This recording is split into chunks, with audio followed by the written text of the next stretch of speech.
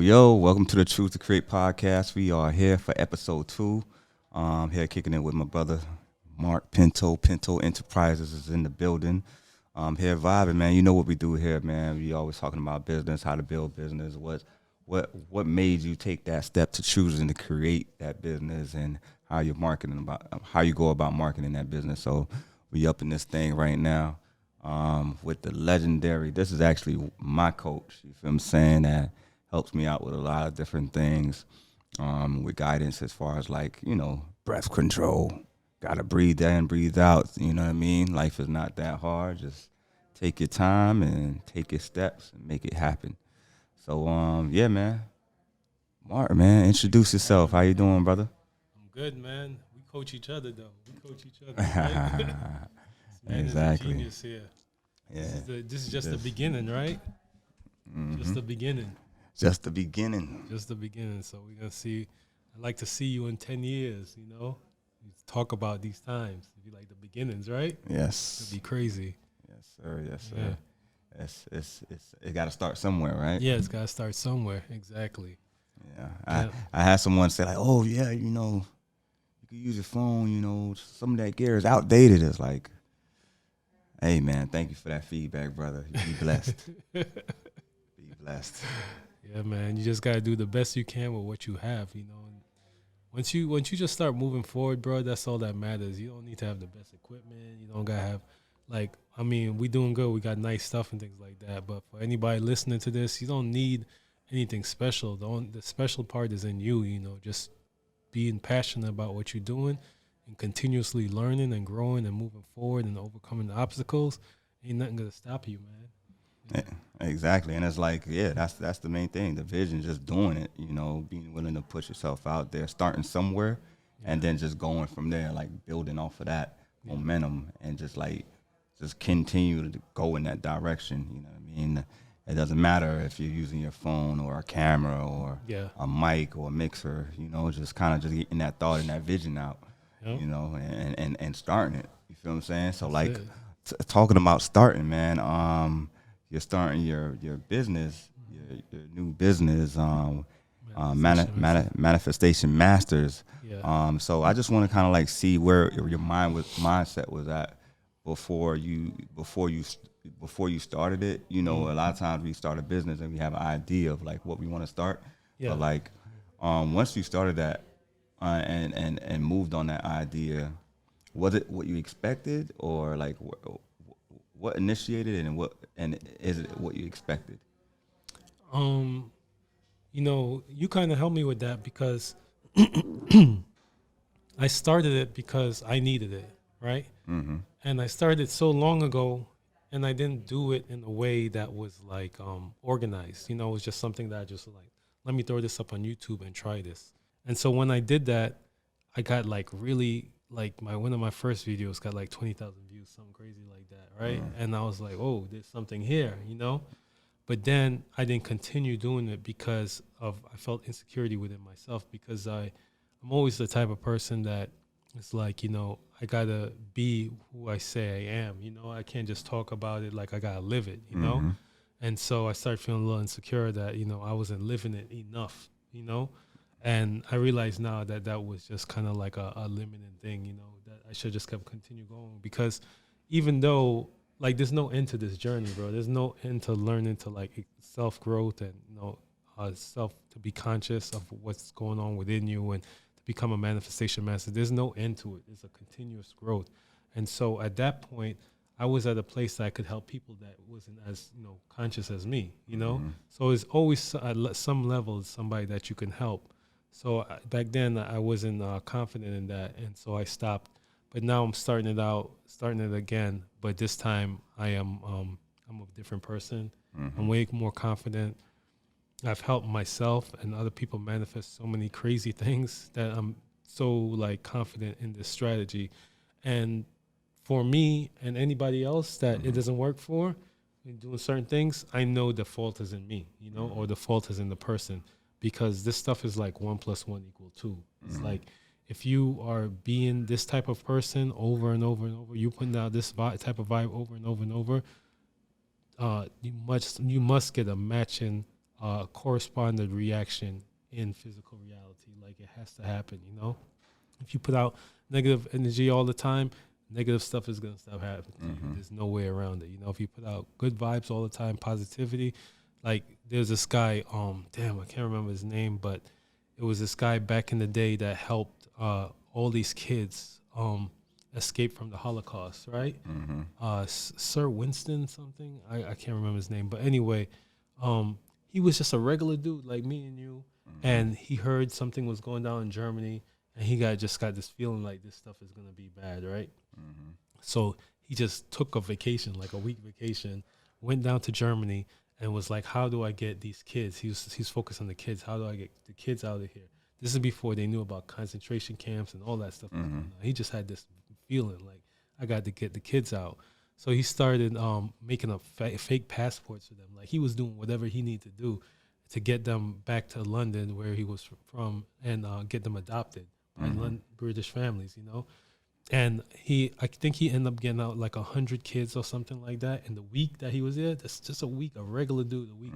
And so then after, we know what happened, the Holocaust, and it was horrible. But those, like, I don't know, maybe like 50 years later, this dude never spoke about this, right? Like 50 years later, his wife is up in his attic and she sees all these paperworks, you know, with these little kids, you know, and like passports and stuff. And in his attic, he's like, what is this? And he was like, oh, I helped these kids get out of it, you know. And to make a long story short, they did like this PBS special or something like that on him. And they had him in the audience. Now he's an old man now, right? Had him in the audience. And they're all talking about this man who saved all these kids that nobody knew. These kids didn't know who saved them, you know, who got them on this train, who got them adopted. It was like an angel came out of nowhere and just did this for them. And then, so they all found that it was this guy, and they had this big presentation for him. And in the end, after they did the whole presentation, showed what he did and things like that, they said, everybody stand up who was affected by him. The whole audience stood up, hundreds of people. Because them 100 kids or more had kids, had families, their kids had, you know, like, like, and you saw like the positive effect that he brought. Like it was crazy, you know, brought him to tears and everything like that. But so my whole point is that when you put good out, man, sometimes it takes 50 years to come back, you know, but it's going to come back, you know, good or bad.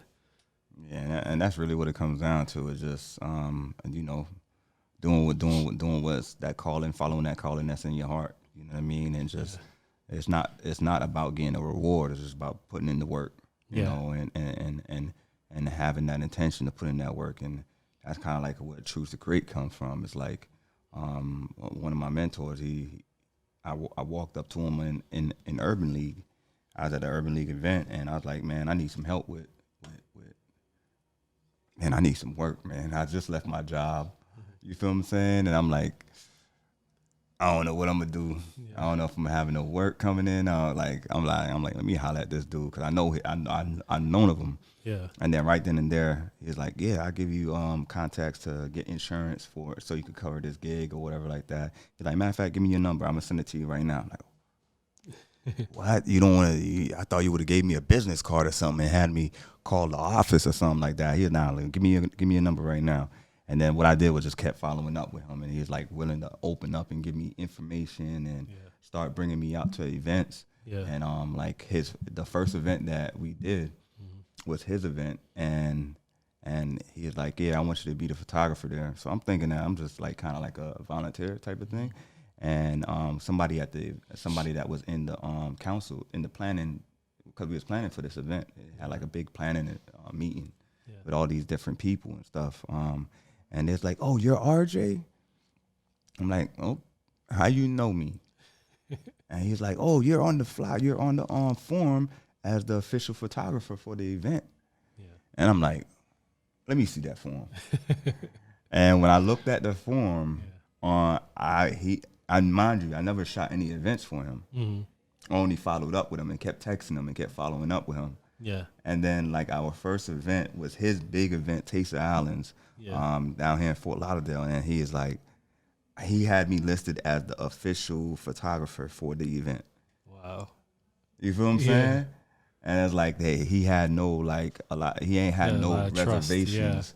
and he had no like fear. He believed in me, and he is just like he is willing to take it. What if I didn't do good? What if I did? He was willing to take that risk to like give me that opportunity. Yeah. And that's really what that same spirit of fearlessness and being willing to give a person an opportunity to either do great or fail. You know what I mean? Yeah. That's the vibe. Like that's that energy. Like, okay, he has this calling. He don't know if this guy's good or not. He don't know what these kids are going to turn out to be. But I have this calling. Let me go ahead and follow that. Yeah. And do it and just do the work. It's not like he went online and then, hey, I help this kid out. Nah, he just was like, Yeah. this is me. This is what I Yeah. do. You know what I mean? Yeah. So that's the vibe. That's the energy. Putting that best foot forward, man. So like even with you helping and helping all these different people manifest these ideas, like why? Like why is that even a thing for you? Well, for me, it's just like you. It's the same thing. I just I have this innate like urge to help people, right? Especially if it's something that I've overcome. Like if I overcame it, if I learned how to do it, like I'm here. Like let me help you. Like that to me is like it's just a need. To help people to not suffer. I just was built that way.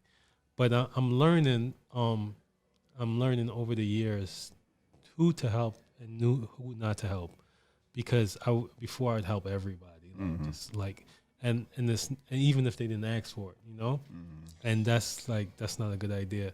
Like you really have to. You see how like you went to your mentor and you kept following up with him. Like they have to have that type of energy. Like if you're calling them, be like, oh, you ready to do this? You ready to come on? That's the wrong type of energy. That person is not gonna.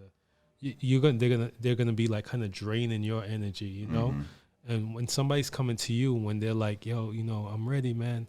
What's the next step? Well, I'm ready. When they come to you like that, that builds you up, that pumps up your energy, right? Because it's inspiring and it inspires you to work too. You're like, this young kid is working. Look at him, and like, let me get my stuff together, But when you have to kind of drag somebody along, it just kills your energy. It drains your energy, and then eventually they're just gonna quit on you and cut on you. And then it just feels like all of that was a waste, So I'm learning to allow whoever is ready to come and whoever is not ready to let them go. And it's not like a judgment, because everybody has their own time. I wasn't ready when certain times when people was trying to help me with something. Now and later on I was ready. And it could be frustrating sometimes when you want to help somebody and it's like yo, and they like, nah, I'd rather work at like Walmart or something. Yeah. You know what I mean? I'm like, bro, I'm showing you something that you could build your own. Yeah. That you can have a skill set. Or it's like sometimes it's discouraging, even when, like I remember when I was like you were saying, I would help anybody. Anybody that I knew that had any kind of interest, or just I'll put a camera in their hands. Yeah. I'm like, yo, shoot. Like, yeah. I've given away multiple cameras with lenses, with bags. Wow. Like, yeah. Like I just do that because, Yeah. but like I remember one time in my earlier stage where I gave gave out some cameras and got them into working with me and stuff like that, and I found out there's like trying to take credit or take my jobs or take certain connections. And it's like you can't necessarily take anything. If they work with you, they work with you. But like word got back that they're trying to do it in a not honorable way. Yeah. Right. And so I got frustrated, right? And I was telling my homeboy, I was like, man, I ain't helping nobody no more. That's how you be feeling, man. That's how it be. I was like, that's it. I ain't helping nobody, right? Yeah. And then and he said, yeah, he's like, but man, don't never stop being you. You feel what I'm saying? So like if you stop helping people or whatever like that, that's what you do. You feel what I'm saying? So if you stop helping people, you're not being yourself anymore. Yeah. You feel what I'm saying? So like don't allow this one person that crossed you to just be like, discourage you from growing and becoming who you need to be. Yeah. You know what I mean? So like it was frustrating, but when he said that, I was like, damn, this guy's profound, bro. Like, I It's like, true though. I Yeah. like, I'm gonna listen, man. I'm gonna just keep being do what I do, man. And that's what comes with the game. Sometimes when you're on that journey, you're just trying Yeah. to like, um, you know, like you said, help people with whether it's like manifestation or just like, you know, chasing that dream. Yeah. You know. Yeah. It's just that's how we are, and that's it's funny you said. Yeah, you just like I'm done with y'all. I'm done with all y'all. But Bro, yeah, but it you was can't close crazy. your heart, man, because then you start putting that negativity. So like this, I can't remember if it's Neville Goddard or who said it, but he's like, if you allow somebody to like infect you, then it affects you. You know, so if you allow somebody to come and get you mad or get you like frustrated or something like that, now that person is not being affected by you, but now you are manifesting from that state, Mm-hmm. right? So when somebody comes and whatever they do to you, doesn't matter if you what that like it's not like you can say to the universe or you could say to life and be like, hey, that person got me mad, that's why I'm putting out this vibe right now, give me a break. It don't work that way, right?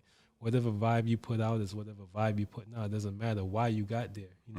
So that's why it's so important to learn how to like release negative emotions, and that's something we're not taught. Like emotional intelligence is not taught in schools. Mm-hmm. It's not taught in society at all. But to learn, like being able to cleanse yourself internally, to reset yourself, to being able to like to turn off your mind or to like just relax your mind. All of those are skills. And there's many tools, like mental tools that you can use to get there, but it's just not taught. It's really not super natural or superhuman abilities. It's just a practice. And if you practice it over and over and over, like anything else, you get better and better. And it's just not taught. So it seems like this crazy thing that's out there and like meditation, but it's not. It's just mental tools that we never got taught. That's not priority in our society. Okay. So like I want to touch down on like some of the things that like so I was doing the one I was meeting with someone today this morning, and he asked me, okay, how do you get into this photography or content creation? And it was just I was just like, okay, I'm just it's choose to create basically. Yeah. You know what I mean? Like it was basically taking that mindset of like, okay, I could choose to destroy and do negative things, Yeah. right? Or I could choose to just use my talent in a positive way, Yeah. and then that led to it's like breadcrumbs. It's like small breadcrumbs, just following the breadcrumbs as we went along. That then opened up opportunity where we had a conversation about, oh, my homeboy was going to college, and then I signed up for the college, and then went for production, and went for audio producing, and then learned to do video producing. So like that was like the breadcrumb trail that kind of like led me here. So I was saying all that to ask you this, is like, what was that breadcrumb trail that kind of led you to, you know, being open to meditation? Because that's not a normal thing people usually is. I mean, I would Yeah, say you're like right. It's not normal, normal. Yeah, right? it's But not normal. yeah, Yeah, so because like society doesn't value it. what was that initial thing that like what was that breadcrumb that kind of like led you into being open to that? Well, when you're like when you're like rock bottom, you open to everything. All them things you was like, you know, try being homeless for a little while and not having no food. Like a lot of food that you ain't like before is gonna start looking pretty good.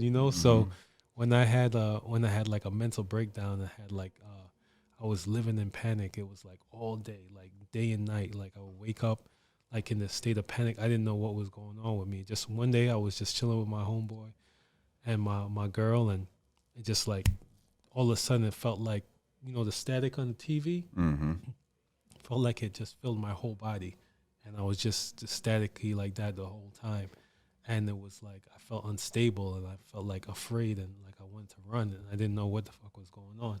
And I just went upstairs into my room and I told my girl, I was like, tell my boy, like, I'll speak to him later. I'm not feeling good. I was embarrassed to tell anybody, And for like a couple weeks, I was like that. I was just like it was like day and night. Like I got no relief except for when I was sleeping. And I went to the doctor, and the doctor, I had no money, I had no insurance.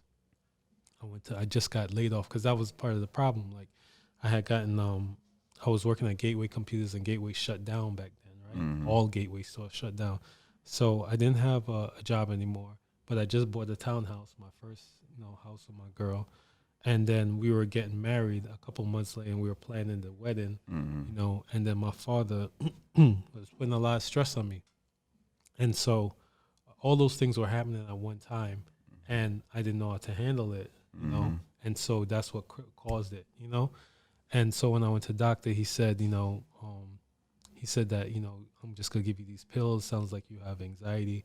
And I was like, so how is this going to help me? He's like, you have a brain imbalance, and these pills will help the brain imbalance, right? Hormonal brain imbalance. And I was like, so how long do I got to take it? And he was like, forever. I was like, forever, ever? Yeah, I was like, remember Bernie Mac? He's like, it's a long time when you take the 4 for that shit.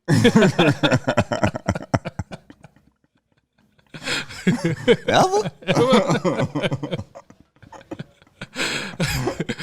So I was like, nah. I was like, hell no, I'm not living like this forever. Like I was at the point that like I'd rather die than live like that, right? Like I'm not living like this. Yeah. So I went back home. I took half a pill.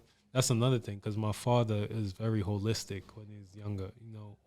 When I was younger, and he was vegetarian for a long time. He never took pills and stuff like that. So I had a fear of pills, and I didn't even know that. So this guy's giving me his solution was this pill, but I was afraid of pills. Yeah. This was adding to my anxiety, Yeah. So I took like half of it. I didn't take no more. And then one day, I remember my wife had stayed home for a little while with me because it just felt better to have somebody there with me. And she's like, I got to go back to work. And I was like, all right, go back. And I was in the house alone, and I just was like losing it. And I was like, and then all of a sudden I was like, something was like, I was like, I don't think I could live. Like, how long can I live like this? And it was like this voice, it wasn't talking, it was just like a no. And it was like, if you can be this bad, you can be this good. There's always another end to the spectrum, right? That's what came to me. And as soon as that came to me, it was just like I was filled with all kind of,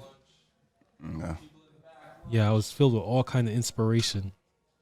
And I just went to Barnes and Nobles. I looked up online. I just started looking for books on anxiety. And I was just like, I'm going to learn all about this shit. I'm going to go to another end of the spectrum, I'm going to be this Zen, Yeah.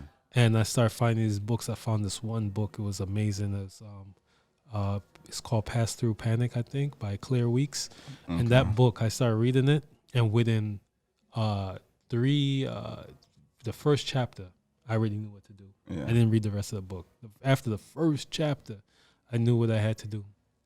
I started doing it, and within a year, I was back to normal. I was back to normal and like living as a normal human being. And that was the beginning of it, because that was the first time that I started to realize that like the mind was so powerful, right? And then after that, somebody, while I was working at my new job and I was living normal and things like that, this lady introduced me to The Secret. The Secret had just came out, and she gave me the DVD, and then that what cracked it open. I remember The Secret. That joint is fire. Yeah, that really cracked it open. And after that, then a couple times after that, I got into that same like anxiety state. But every time it happened, like I got out faster, and faster. Even till one time, it came on, and I got out in the same day. And that's when I realized like this, like life will give you an opportunity to show you who you are. So a lot of times people are living in the same cycle of the same thing happening to them over and over. The only way the same thing can keep happening over and over to you is if you're the same person. So if you are the same person and that same problem comes along again, you're gonna fall just like the last time, But if you become a new person, the next time that problem comes around, you're gonna just step over it, And then the next time it comes, you're an even better person. You gotta step to the side of it. You don't even have to lift your leg up, And then eventually you gotta have somebody fixing that damn pothole for you before you even get down the street, you know? So you learn that, you know, it's never about what's happening to you. It's about who you are and how you handle it. And then the far end of it, like when I was talking to one of these girls I was coaching in the beginning, I told her one day you're gonna look at this anxiety and you're gonna call it teacher, because that was like the final stage of my learning about it. I got the intuitive message to start calling this a teacher, because everything that is coming against us is really there to help us, right? Like somebody says, when you pray to God for peace, what does God give you? The opportunity for peace, right? God, it's not gonna like okay, I'm gonna put you on a private island, you know, with fucking drinks and all this stuff. Like you're gonna be put in a situation to learn how to have peace, you know, because peace is something you have regardless of circumstances. So all these things that's coming against you, they are working for you if you can receive it and work with it. If you resist it, that's when it becomes like a curse or a problem, you know? Yeah. And when you can see that something good and you just totally surrender and like, all right, like, what are you here for to show me? What are you here to teach me? And you take those lessons and run with it, then it's like you're stepping on your problems and it's making you, you know, go higher, you know? So that's how it started. Hey, that's real, man. That's all. That's the spark. That's the teaching moment that got everything, you know, got everything going, man. That's dope.